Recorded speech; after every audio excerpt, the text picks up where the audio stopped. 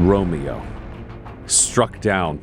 A star-crossed servo-skull shifting between a med-stack building and his one true owner in the nearby Habstack. As you watch Romeo fall, Morgan, do you look out over the balcony to see where he lands? How far away is he? Right in between. Right in between. Yeah, I gotta look. I'm if I can't see through his eyes, I have to peek out and look. Roll me a stealth.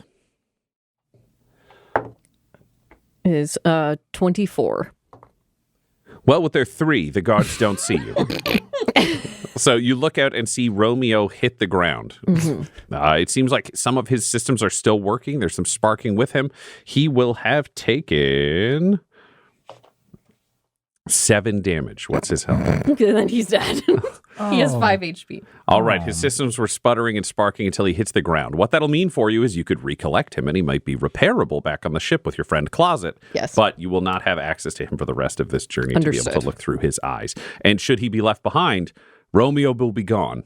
Yeah. But much like Nav 4 and Ast whatever number and Cook 10, there may be a Romeo 2 out there in your future. Mm-hmm, mm-hmm. Do you want to try to go down the building and collect him? You can see that there were 2 guards who fired at him out of reflex. Having seen him downed, they are moving away, circling around the building again, but you're not sure if somebody else will claim him on this street.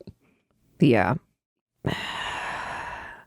Morgan is worrying with herself. I feel like, is this worth trying to go and get or not? Morgan, if you want to recover Romeo, I can provide covering fire. You just have to teach me how to use this gun. Or I could, says Larsa Quinn. Larsa, you have your own pistol. You know how to use one, right? Yes. All right. If it is necessary, you man the gun. Brother Solomon, just stay in the watch. Hopefully I can do this without any incident. You want me to come with you? I'm very capable. Stay here. And Morgan is going to pull out. Angry. I just want to help. Please. Do you want me to go get coffee or anything?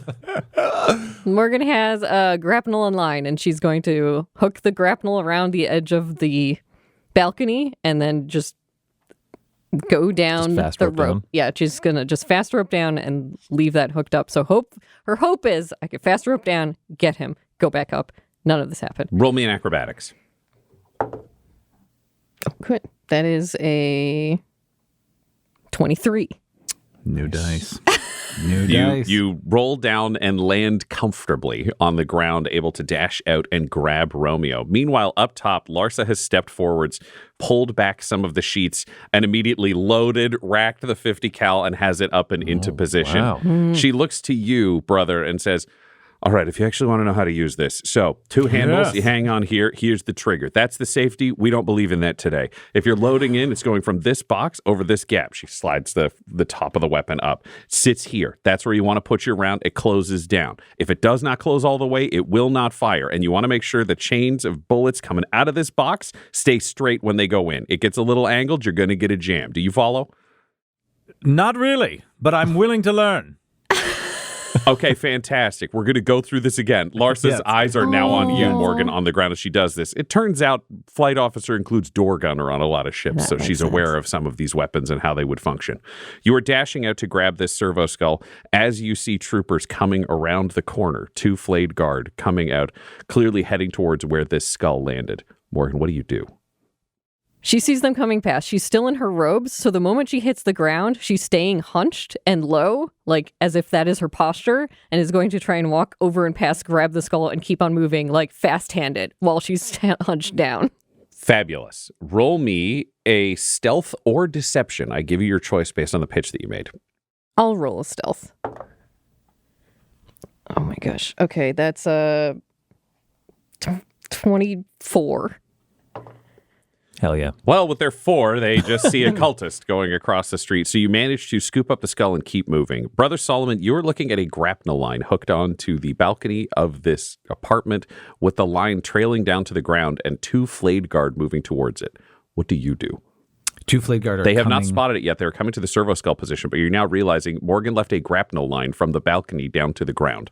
And they haven't seen it yet? They have not seen it yet. You haven't seen them move, but it's clearly a sign that there are people here who are not meant to be here. He will just slowly start pulling it back in. Okay. Roll me and it's like to get it out of their like line of vision, even if he brings it up like an extra 10 feet. Just to pull it up. That makes sense to me. Roll me in athletics. I'm going to roll in athletics for them to see how fast they can get to the spot where the servo-skull was. It's an 18 for me.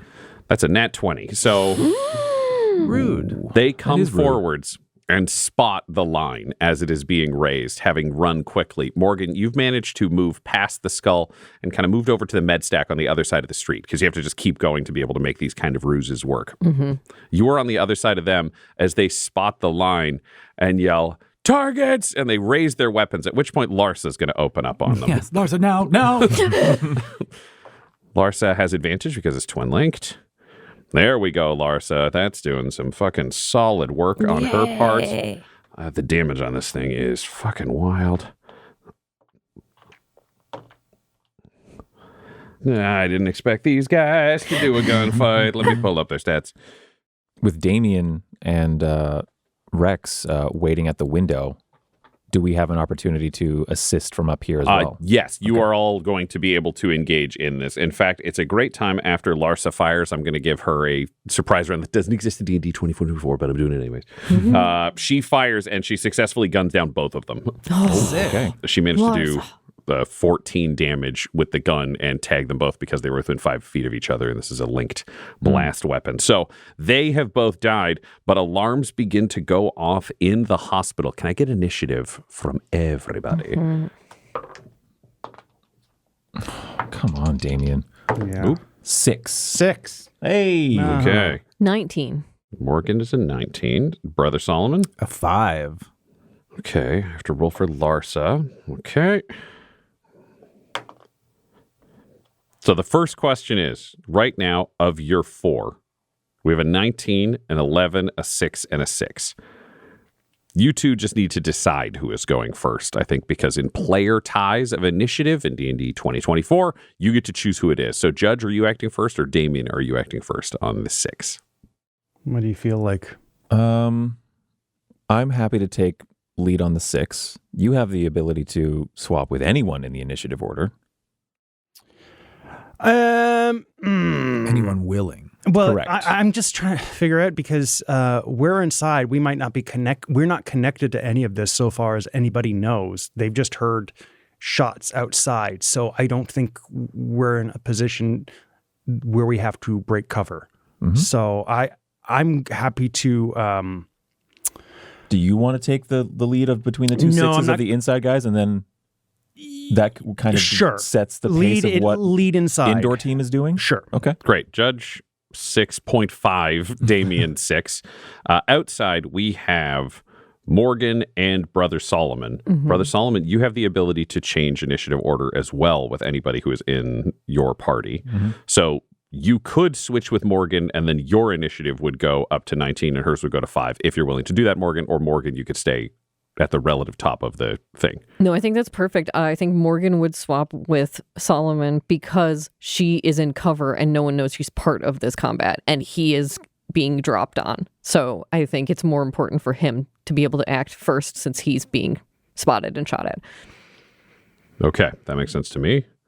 I have everyone's initiative. We know what is going on. Larsa has opened fire with the 50 cal, gunned down the 2 flayed guard in the street as the alarms start to go off. Brother Solomon, you are the first to act. You have the grapnel in front of you, which you could theoretically also ride down, or you could stay on the balcony and move with Larsa. Rex 2 is here. Rex 2 is protecting Larsa based on the orders he has been given. Mm-hmm.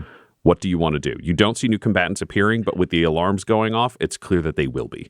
Don't see new combatants, so he's not keen to like jump right down and get in the fix. He knows Morgan's going to be coming back up here. Is there anything in the apartment that I could rip out of the apartment to put on the balcony to give the 50 cal some cover? Oh, that's an interesting question. Roll me a perception. I'm just using this as my general luck roll. Yeah, perception. 14. 14. There is a metal panel inside the shower that you could rip out of the wall and use as additional cover for the 50 cal if you wanted to do that. Whoa. So roll me an athletics to see how cleanly you can tear it out and get it into position. Nat 20. Oh, Fabulous. nice. You I managed. shear it out. It's like you managed to get it off the wall, but more importantly, you managed to cut the appropriate holes in it to mount it on the balcony to provide additional cover, but the 50 cal still fits there, and Larsa has full line of sight to any targets that could be coming out. So Sick. that is a reinforced position, and you are holding position above the grapnel with the line still hanging down unless you want to pull it the rest of the way out. No, I'll combead Morgan too and be like, we've been spotted on the balcony. I've pulled the grapnel up, but please return swiftly. We've fortified the area. I'll do what I can. Thank you. Great, and I'm imagining you duck down to stay out of sight. Fantastic. Larsa is up next. She is going to ready her action of firing the fucking twin-linked autocannon at whoever comes around the corner to deal with her. She's going to hold off on that. And that is when you start to hear gunfire in the distance. Morgan, can you roll me a D4? It's a 2. Okay. And can the judge, can you roll me a D4? It's a 1. That's a 1. Okay. You hear gunfire start from the other side of the building.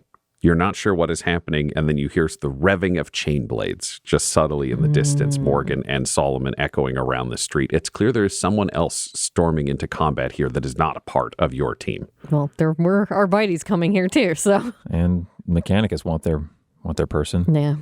Which means it is time for the flayed guard, who begins storming around the corner towards this position. There are 2 that come around the side of the med stack that you are on, Morgan, where you are hunched down and against the wall, so they run past you towards where they can see this position, and 2 coming the opposite way. Larsa's going to fire on the ones opposite you, not the ones next to you. Thank you, Larsa.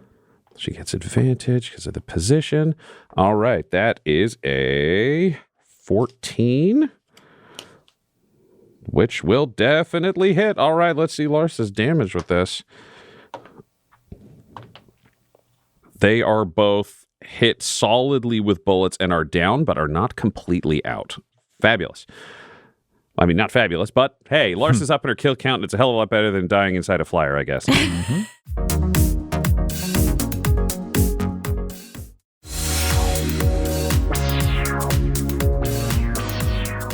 Up next, the judge on your floor. You are hearing orders be given in a guttural warrior cant that you do not understand completely between the true brothers at the end of this hall. I'm going to approach them. I'm taking command of this, and I'm going to tell these guards, it's imperative we get to the prisoner you have in interrogation right now. Atalos Evo, whatever this individual's name is. We have orders from on high. We must collect him now before the Arbites get here. The Crimson Brothers are listening to you. One of them is already giving orders, and 2 of them with their large swords that you can now see are bone blades that curl around their fist, and there are bones and other structures punching into their arms up to the wrist, just underneath their skin. It's weeping blood around it where they stand. They can never put these blades down. They send 3 of them running down this hall towards the other elevator, ignoring your request in the short term, before this remaining Crimson Brother turns to face you and says, you need to make your sacrifice if you want to do that. Just pick one of the prisoners out of the cells, sacrifice them here, and then you'll be able to go up. Can you roll me a perception? 14. As you look around, you realize that the rooms surrounding this elevator have been used for makeshift prisoner holding, all of whom seem to have suffered violently at the hands of their captors. You would guess these are people who have already given up all the information that is useful, but it seems like a pretty good way to guarantee the loyalty of anybody here if they're willing to sacrifice one of the Imperial prisoners. Could I do another scouring to see who is possibly already succumbed to their wounds that they might have not noticed? Like a slumped body that's not drawing breath anymore. And I'm not talking about the prisoner we have because he's still alive. Yep, you've got your prisoner, so that makes sense. Damien, I imagine, is dragging the prisoner if you're the one giving the speech. You could go in and search the room. Very well. One moment, brother. Great. Roll me a perception. 16. 16. You find 2 corpses, but they are pretty clearly dead. There is one person who seems to be unconscious. I will also say with your 16, you see one person who has had several marks of corn carved into their body. Right. They're wearing a PDF uniform, so clearly they were a soldier in this war, but they have been marked by the enemy. Okay. I'm going to do an old switcheroo with my back to them.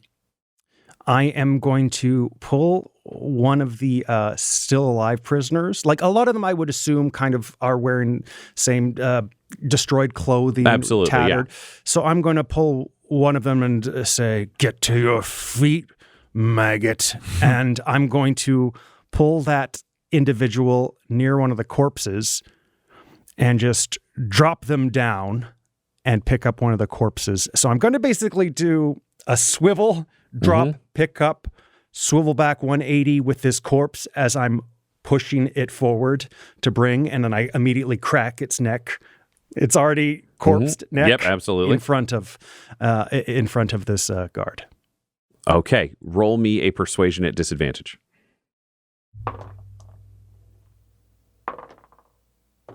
Oh, persuasion at disadvantage. Okay, 13. You do this, and the guard looks in and says, "There's no blood with that. We need a blood sacrifice. Pick another one. I know they're fragile." Oh, we don't have time, but here. And then I'm going to rip the head off of this dead corpse. How are you going to do that? Are you using any tools, or are you just bare-handing a head rip?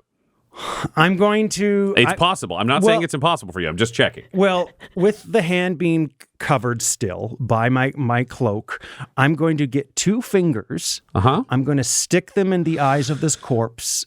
Okay. And while holding the neck, and I'm just going to pop it off like the top of a Pringles can.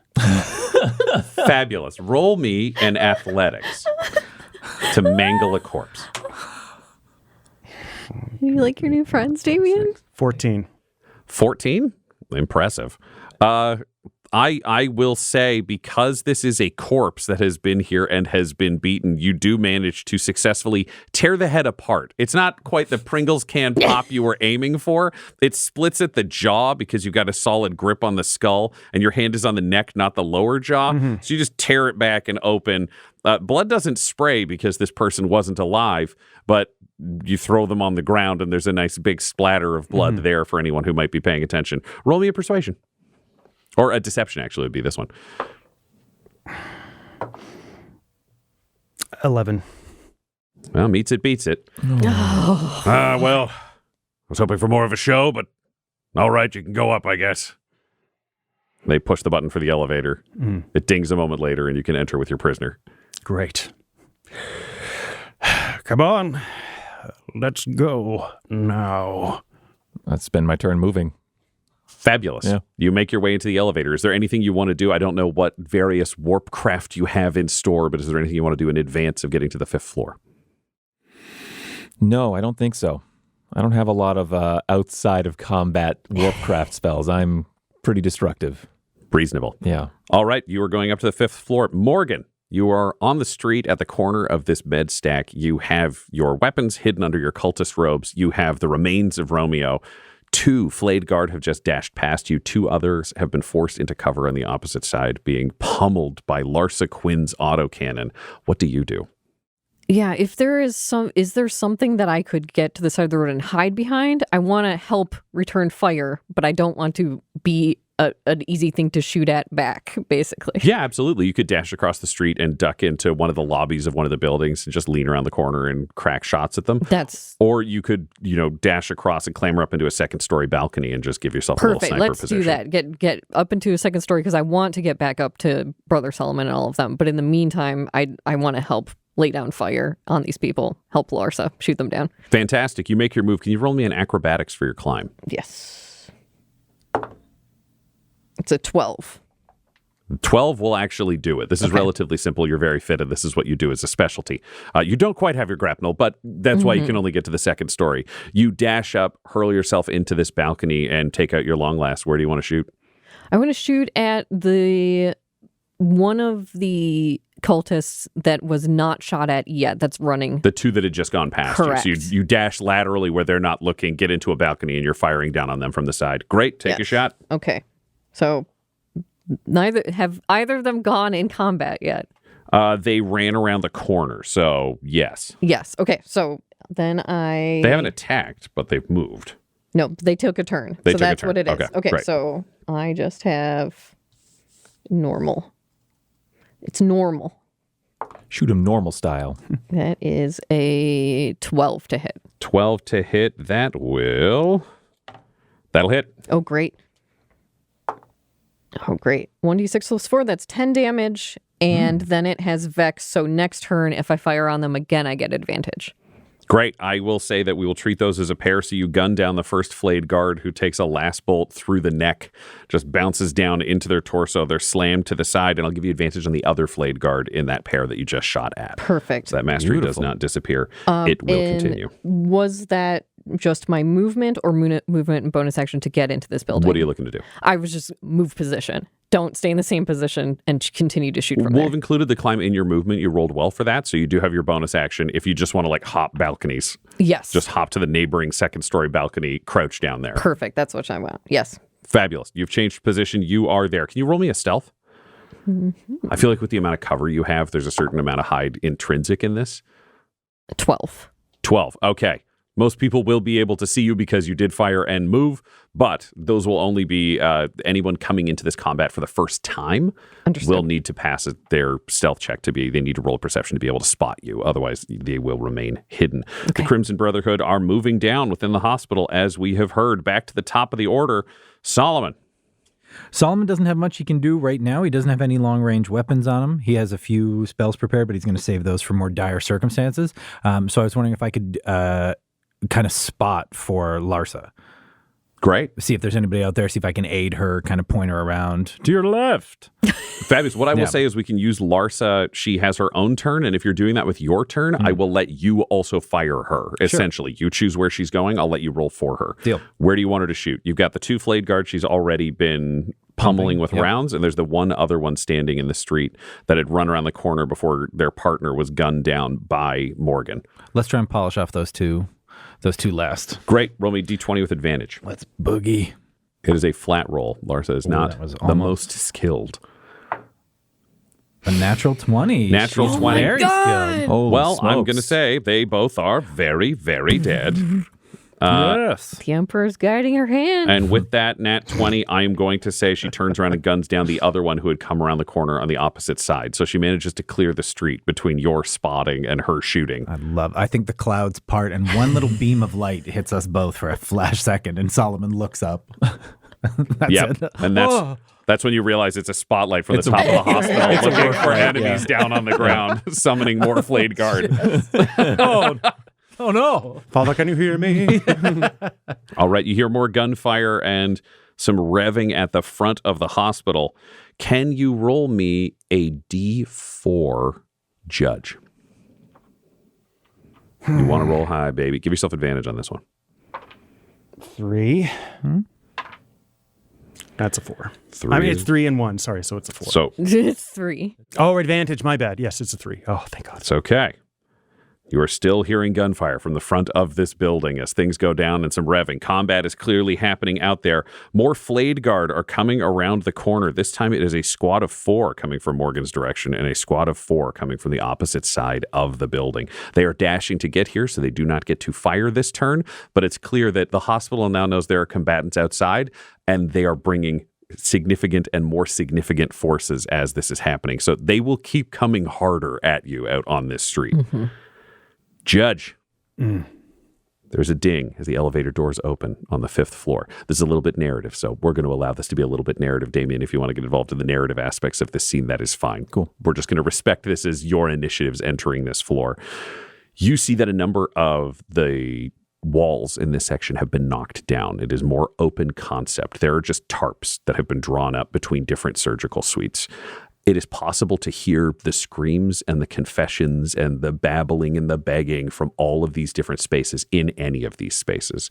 You realize there's even a psychological element to the torture that is occurring here. It is irrationally laid out.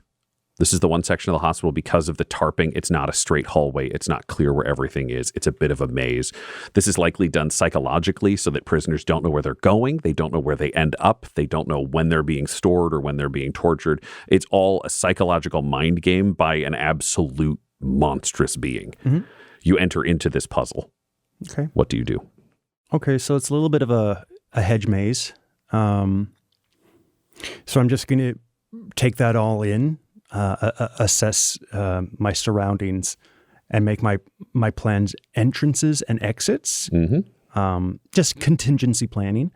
I'm going to motion with my fingers to Damien. We should also use this time to collect any supplies on our journey to Talos. So if there's any more stims, I would say pocket those. We'll want a bevy of those. Can I see anybody like of particular authority here who I can question, or is it just going to be a case of me just going around and being Talos, Talos? Roll me a perception.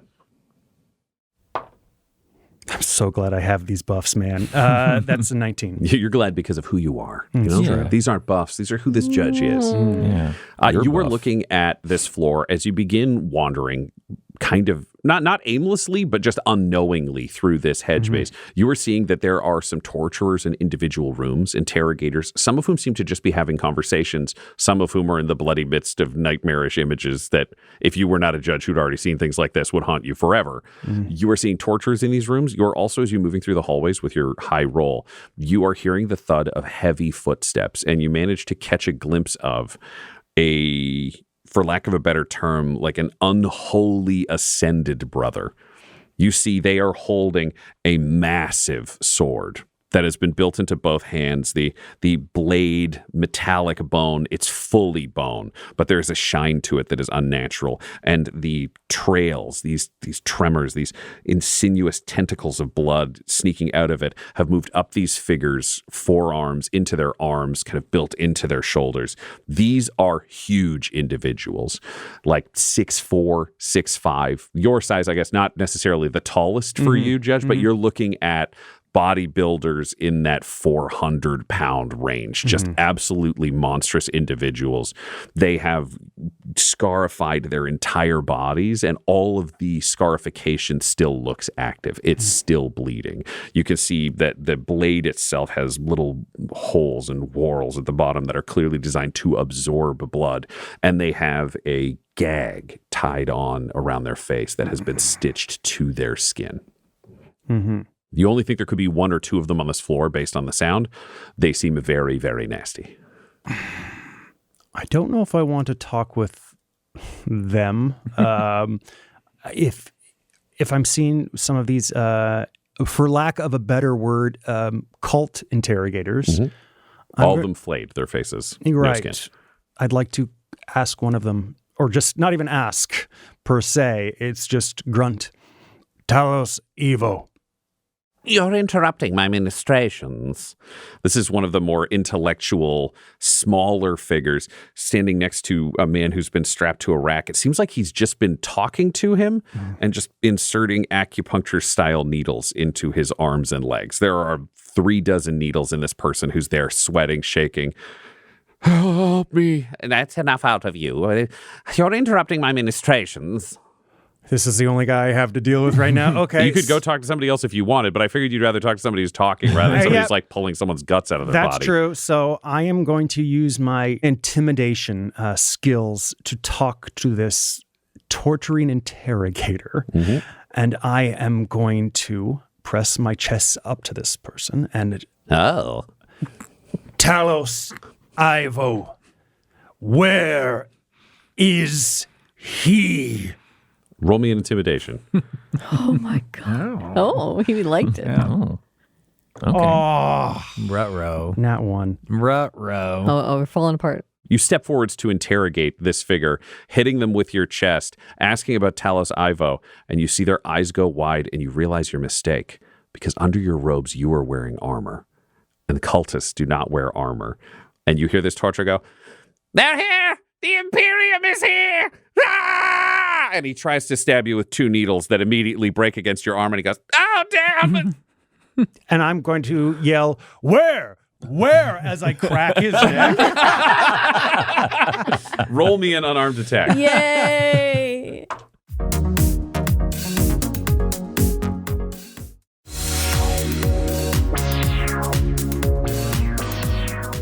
Oh, shit. That's a 15. That will hit. So roll me a d4, and you will be adding 4 to it. Okay, 7. 7. You try to crack his neck, and his neck does break, but he falls to the ground going, he's on the ground going, So and then I'm going to yell, "The Imperium is here! Everybody! The Imperium! Outside. They're outside. They're outside!" Damien, Yeah. can you roll me deception? I love so much. 22. That's pretty good. One of these ascended blood brothers with his massive blade comes sprinting down the hall and moves past you to the elevator, hitting the button down and travels Like down. just with my foot, I'm like kicking this guy like underneath another tarp, like just under a curtain kind of thing. And he was like, go. Get down there. I'm going to say he dies from the kicking. That definitely takes him out. The two of you find yourself standing over this figure strapped to this table with needles throughout their body. You're seeing a Planetary Defense Force uniform. It's clearly someone from the Astra Militarum. Okay. I'm going to get close. "We're on your side. We're here to rescue you. You must tell us where Talos Ivo is." Who the fuck? Take the needles out, man. I'm taking them out as I'm talking to him. Sorry, I should say that. Thank you. That's better. I don't know who Talos Ivo is. What? He's a prisoner that was taken here. He was in Arbites. He's a member of the Mechanicus. Thank you. Mechanicus. He was he got taken to the flayed man. He's at the back of the floor. I don't know what happened to him. Thank you. How alive is this person? The needles are coming out, but otherwise the harm of this person seems relatively minimal. Oh, great. Then I'm going to just say, "Play dead for as long as you can. When there's an opening, run." Okay, can I have a weapon, please? Okay. I'm going to get one of the needles and hand it to him. Can I have a gun? Do I see any? Do I see? Is there like a storage locker for where his clothes were or anything like that? Oh no. Oh no, absolutely not. This is an improvised torture hospital. Oh, an ITH. I can't. I don't want to give him my auto pistol. That's mine. I'm Adam. All of a sudden, You already told him yes to, and he sees the pistol. You just cover it with your robes. Not that. That's mine. We're in a maze structure right now. You're going to have to do close combat. I can't risk you going off half-cocked with my auto pistol. Give it time, brother. I mean this as kindly as possible, Judge. You're fucking crazy, but thank you for letting me go. I'm just going to, again, tilt my head, give a little nod to this guy for, okay, you appreciate that I'm letting you go. That's all. Great. What do you want to do? I want to go to where he said. Great. So you're going to continue your way through the maze on the 5th story. Is there anything else you want to do, Damien? I'm going to... No, and pocket any stims, I should say, if we've seen any. I want to cast Preternatural Skill, the cantrip, to give a 1d4 bonus to a skill check. Great. But this is the question, and I don't know if I'm allowed to have this information. What skill would it be to navigate a labyrinthine torture maze? I would accept insight. I would accept investigation. I think it's pretty flexible. So you're trying to find the way through the maze with more effect. Can you roll it for me now? So we'll find out where you are on your next turn. Okay. I would accept insight if you're trying to feel your way through this maze using your warp senses. I would accept investigation if you're trying to use what you know of heretics to try to solve your way through this. Or I would accept survival if it's just your ability to track where the other end of the building is. Well, I can give it to someone else as well. That's true. If you'd rather be the judge than you, but I figured... I need to have a quick chat with him about using warp magic on him, and say I can aid you in your search for the flayed man, but you'll have to allow me to use my powers on you. Are there any other ways?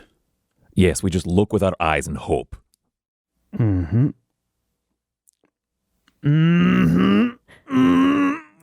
Fine. All right. Here you go. So that's a 4 for the warp business, and a D4. Oh, sorry. I think I'm doing it wrong. It's okay. You added a 3 to your roll because it's guidance, which would be his roll, but we'll do that as well because I said I wanted to roll this now anyway. So you've got a 3 that's being added to his roll. And it's concentration up to 1 minute for any checks of that skill. So great. Do you feel like you would be searching through this place using investigation, your Arbites training, or insight, your gut, or survival, your ability to track the internal compass relative to the larger part of the building? I would like to use my natural insight. I did assess this place once I came in. I clocked everything. Yeah, and you've got an instinct now that you've seen the crimes that are going on in here. So roll an insight. Can I ask a quick question about concentration? Because I have a few things that are concentration. Can you do other things while you're concentrating? You can do other things as long as it's not another concentration spell. So you can still take all of your normal actions. You can even cast other spells like your other miracles as long as they aren't concentration. Perfect. And anytime you are injured while a concentration spell is running, you have to make a saving throw to see if you can hang on to it or if it goes away. Perfect. Nat 20. Hey. You know exactly where you're going, but this is all, it feels natural to you. It feels incredible. The warp is so powerful. It boosts you that you know exactly where you're going. You were headed straight for the flayed man through these tents. Meanwhile, outside, Morgan, you've seen your original targets get gunned down, but now 8 more flayed guard have come around the edges of this building, 4 from the far side and 4 closer to you. What do you do? Morgan is going to try to continue moving up to get back to the rest of the group. And while she's doing that, she's going to comms over to Damien and just, we are outside taking fire. Hopefully that will aid you in some distraction, but the moment you see the asset, call us and we will abandon this position. it has. We're on the 5th floor, proceeding to target. All right. So she's going to make it back up to the group. I think if we can get rid of this other wave and buy us some time to then move and get into the hospital somehow, that'd be good. But I think she's going to use most of whatever I need to get up to the rest of the group, and then I could take shots from the balcony with them. Fabulous. I'll say you are able to break into the building, run down the hallway. With your cunning action, you could get to their balcony. That's what Essentially, I want. it's like you'd have to break in, dash down, smash a window, jump across to the next building, get into there. But you are there. If you do want to take a shot, you can. Great. You arrive on the balcony next to Brother Solomon and Larsa, who is just opening up on people, with Solomon crouched down next to her, peeking over, calling where she is shooting. We're going to try and fight through this wave and then get back to the building. Excellent. It's a pleasure to see you again, Morgan. Thank you. It's good to be back. And she'll take a shot. Great. There's a group of 4 to the left and a group of 4 to the right. Which one are you targeting? To the left. Great. Take a shot. That is Dialed in. a 24 to hit. That definitively hits. Roll me that damage. Take these dice and flush them down the toilet. That's a 6, so that's 10 damage again. 10 damage. Fantastic. You gun down one of the flayed guards. The round punches through his torso and he falls back dead as the other 3 with him duck back and into cover. 2 of them diving behind a burnt out truck just to the right of the entrance they came in, and 1 just leaning out and firing around the very edge of the building. So that group is functionally pinned. They are not advancing any further. The group on the right, however, is still moving.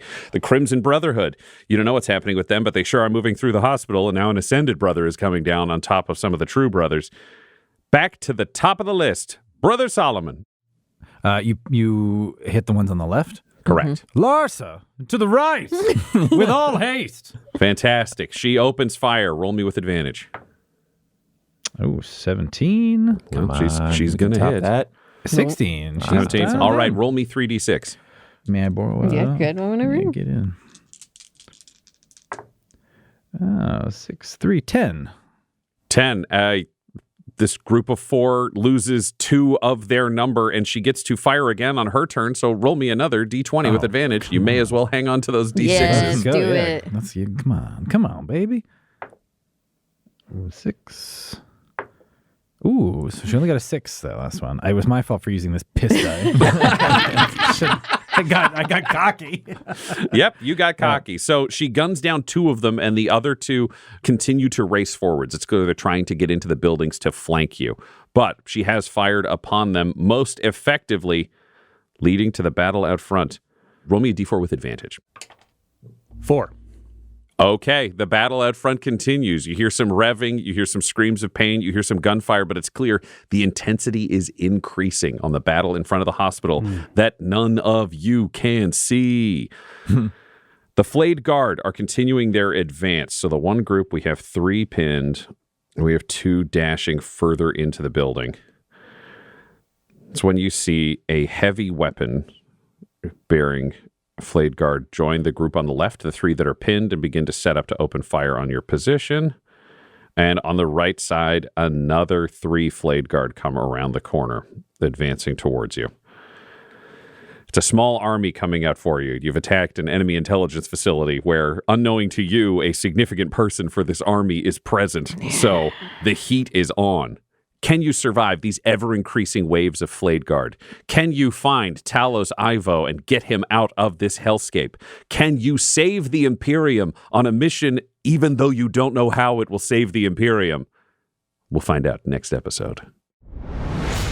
This episode of Agents of the Inquisition features the voices of players Del Borovic, Guy Bradford, Josh Halbot, and Tyler Hewitt, alongside our Dungeon Master Ryan LaPlante. This episode was edited and mixed by Laura Hamstra, and Agents of the Inquisition's artwork was created by Del Borovic at delborovic.com. That's DELBOROVIC.com.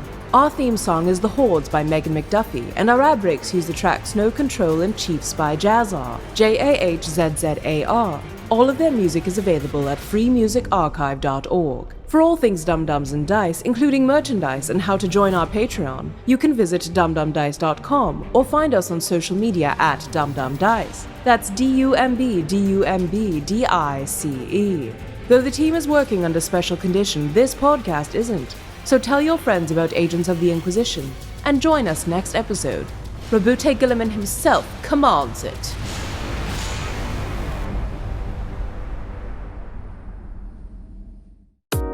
Dum-Dums and Dice has to give a special thank you to the supreme beings of our Patreon at this time: George Dolby, Gavin and Abby McDonald, Fire Unfriendly, Grandma Likes D&D, Alan, Stabby Stranger, Alarain Okapi, Madre de Gatos, Mithrian, Garbo Ape, Sam Schaefer, Waffle Marine, Dia de los Hoodless, Squishy Werewolf, Remy Funky Head, Accent Therapeutic Services in Florence, Kentucky, Lael, Jordan Oliver, Richard Wright, Brittany Fenwick, Megan Werner, A Man Out of Time, Curtis at FingerTechRobotics.com, Panda24NN, Shendra D, Your Homeboy Bones, Ellis Hatch, Odigenous, Kai Koa, Squire Solaire, Sandy Sassy Pants, Amira Lockhart, James Molina, Nick Hemsing, Alex LaFountain, Mickey Blake, Seth Cambron, Corpse Knight Silver, Adamir 101, The Dankler, Anticore 7, Lady Destiny Stormbringer, Randall Eberly, the Yes Bud of improvisational comedy, Lord Taser, Funky Stevie, J. Robert the Mad Fox, Dagger Rain, Derek Wintenberg, and Jill and Noel LaPlante. If you want your name to be added to this list, you can join our Patreon too at patreon.com/dumdumdice. Thanks to them, and a little bit of thanks to you.